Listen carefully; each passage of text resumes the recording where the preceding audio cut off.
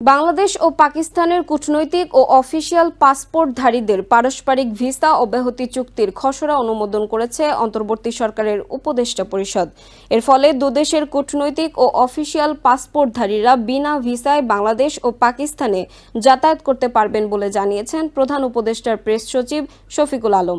বৃহস্পতিবার foreign service একাডেমিতে সংবাদ সম্মেলনে প্রেস সচিব আরও জানান, জাতীয় রাজস্ব বোর্ডকে রাজস্ব নীতি ও রাজস্ব ব্যবস্থাপনা নামে দুই ভাগ করে জারি করা অধ্যাদেশের সংশোধনী উপদেষ্টা পরিষদে পাশ হয়েছে। রাজধানীর তেজগাঁওয়ে প্রধান উপদেষ্টার কার্যালয়ে বৃহস্পতিবার উপদেষ্টা পরিষদের বৈঠক অনুষ্ঠিত হয়।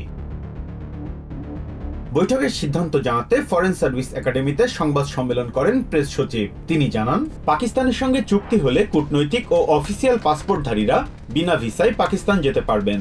একইভাবে যারা পাকিস্তানের কূটনৈতিক ও অফিসিয়াল পাসপোর্ট বহন করছেন তারাও বিনা ভিসায় বাংলাদেশ সফর করতে পারবেন। প্রেস সচিব জানান, বৈঠকের সিদ্ধান্ত অনুযায়ী এনবিআরের নতুন দুটি ইউনিটের প্রধান বাছাই করা হবে যোগ্যতা, অভিজ্ঞতা ও ন্যায্যতার ভিত্তিতে। প্রয়োজন হলে যে কোনো ক্যাডার থেকেই নিয়োগ দেওয়া যাবে। শফিকুল আলম জানান, বিদেশে পাচার হওয়া অর্থ নিয়ে বাংলাদেশ ব্যাংক, দুদক, এনবিআর, সিআইডি কাজ করছে। পুরো টাকা ফেরত আনতে কয়েক বছর লাগতে পারে। বিগত সরকারের আমলে সবচেয়ে বেশি চুরি হয়েছে বিদ্যুৎ খাতে। সরকার তাদের পছন্দের লোকদের এ খাতে চুরির লাইসেন্স দিয়েছিল বলেও মন্তব্য করেন প্রধান উপদেষ্টার প্রেস সচিব। Biprojit Chanda, TVN 24 news desk.